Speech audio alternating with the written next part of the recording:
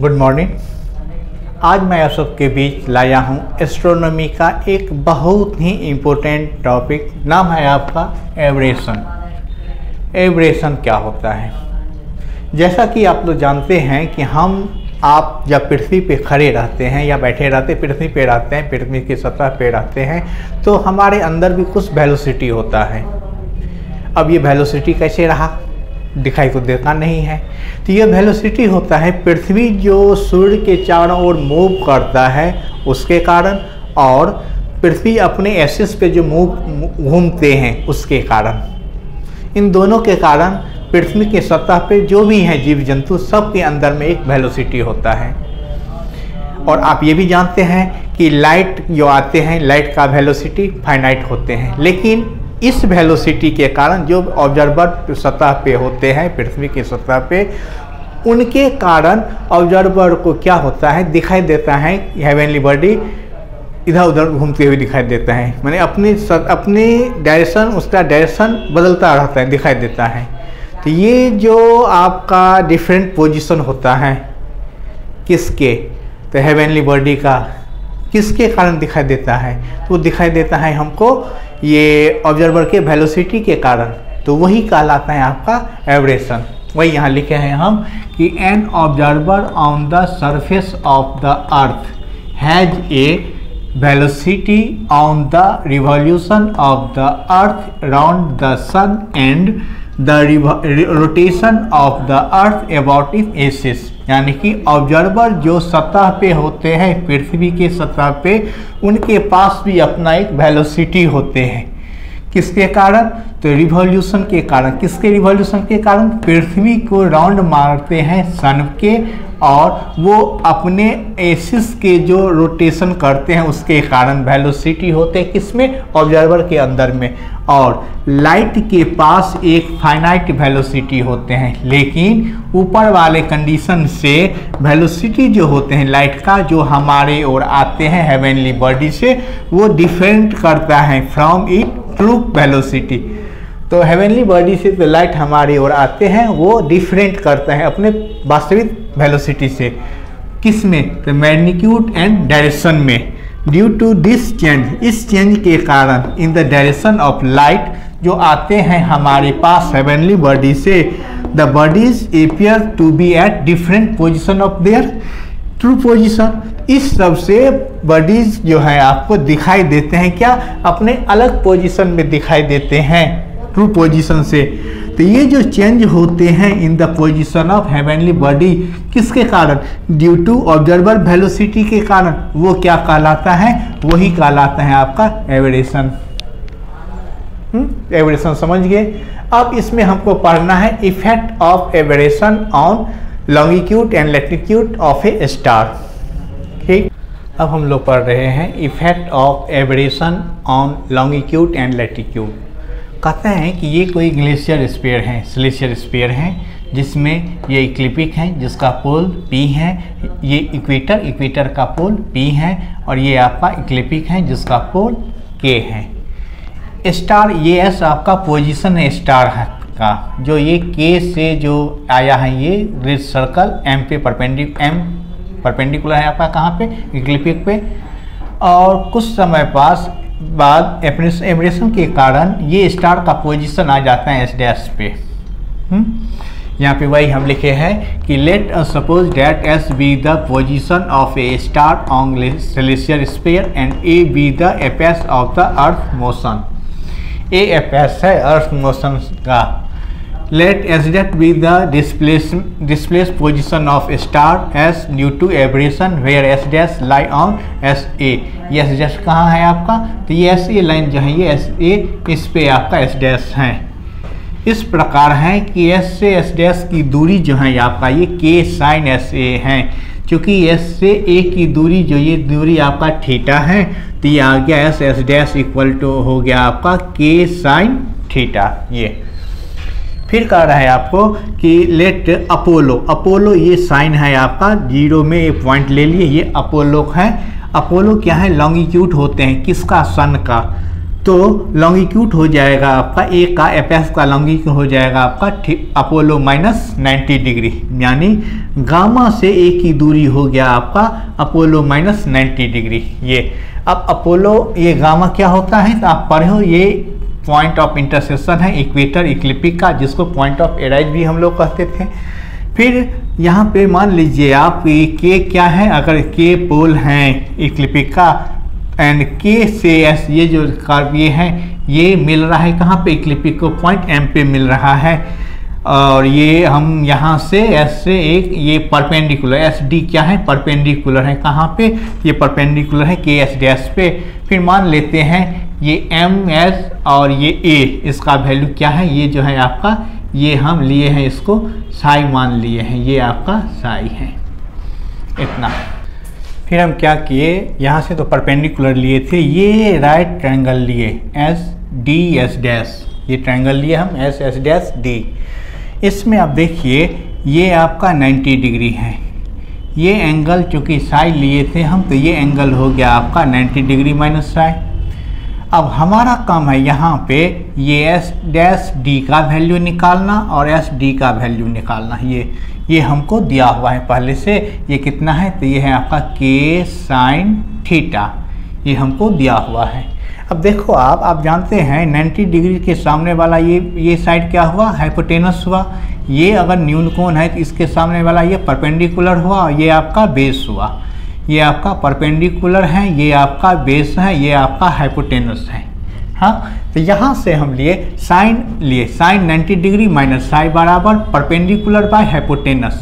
ये तो sign 90 minus A cos A होता है, तो ये कॉस साई हो गया। यहाँ से क्रॉस मल्टीप्लाई किए तो एस डैश डी का वैल्यू आ गया के साइन थीटा कॉस फाई, इसको ले लिए हम इक्वेशन 1। फिर इसी प्रकार जब कॉस 90 माइनस साई लिए तो कॉस क्या होता है, बेस बाय हाइपोटेनस, तो ये S D by S S dash cos 90 minus psi sine psi हो गया। फिर क्रॉस मल्टीप्लाई किए, ये आया, इसमें एस एस डैश का वैल्यू के साइन थीटा रखे तो आपका ये दूसरा इक्वेशन आया, किसका वैल्यू, ये एस डी बराबर आ गया के साइन थीटा साइन फाई। मान लेते हैं हम कि लेमडा जो है ये लॉन्गिट्यूड है स्टार का, यानी गामा से एम की दूरी आपका लेमडा है। बीटा क्या है, लैटिट्यूड है स्टार का, तो स्टार से एम की दूरी आपका बीटा है। लेमडा डैश लॉन्गिट्यूड है न्यू स्टार का, ये पोजीशन ऑफ न्यू स्टार, यही स्टार जब चेंज होके आ गया यहाँ पे इसकी लॉन्गिट्यूड क्या है आपका लेमडा डैश, यहाँ से ये गामा से एल की दूरी, और बीटा डैश क्या है आपका लैटिट्यूड है एस डैश का, यहाँ से एस डैश से एल की दूरी आपका क्या है बीटा डैश है। अब डेल्टा लेमडा क्या हुआ, तो ये होता है चेंज इन लॉन्गिट्यूड। लॉन्गिट्यूड क्या था पहले आपका, ये लेमडा माइनस लेमडा, मैंने लेमडा डैश माइनस लेमडा हो गया, चेंज हो गया लॉन्गिट्यूड में। ये कितना आया आपका, ये gamma L minus gamma M, यहाँ से gamma L minus gamma M, ये आ गया क्या आपका, तो ये आ गया great circle arc M L. ये एम एल जो है आपका, ये गामा एल में से गामा एम गया, तो ये एम एल कहाँ का है, ग्रेट सर्कल आर्क का है एम एल पार्ट। अब इसमें हम क्या करते हैं, यहाँ पे इसको लिखे स्मॉल, ये किसके इक्विवेलेंट है, ये देखिए यहाँ पे small circle arc S D into sec S M के, तो यहाँ पे इसको लिखे S D into sec beta, S M क्या है आपका, यहाँ से एस से एम की दूरी आप लिए हो क्या, ये बीटा है, ये आ गया S D set beta. S D का वैल्यू आप निकाले थे फ्रॉम 1 में, 1 से आप देखे थे, ये होता है के साइन थीटा साइन साई सेक बीटा, तो ये निकल गया आपका, ये डेल लेमडा इक्वल टू आ गया ये के साइन थीटा साइन साई सेक बीटा। इसको हमने क्या किया, इक्वेशन 3 मान लिए। अब देखिए एम ए की दूरी क्या होगी, एम ए, क्योंकि आप पढ़े हुए हैं गामा से ए की दूरी एपेक्स की दूरी होता है कितना, अपोलो माइनस 90 डिग्री, और गामा से एम की दूरी हो गया आपका लेमडा।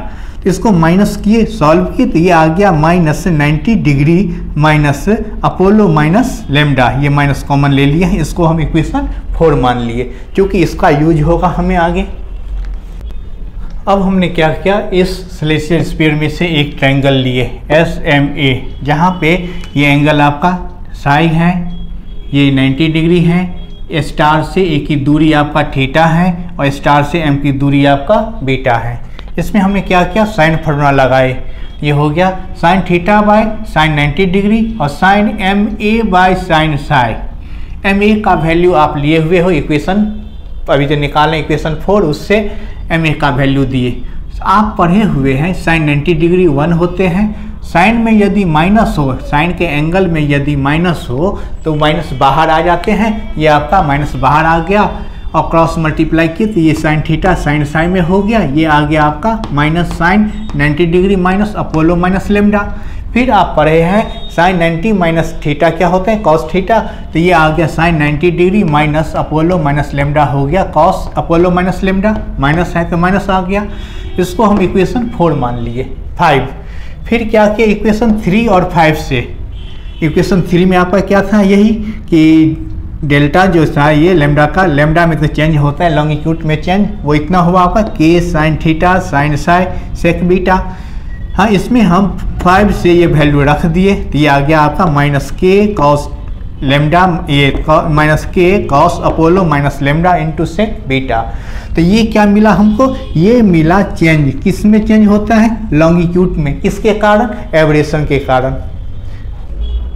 अब हमको पढ़ना है चेंज इन लैटिट्यूड। लैटिट्यूड में एवरेशन के कारण कैसे चेंज होते हैं। ये होता है आपका डेल्टा बीटा, डेल बीटा।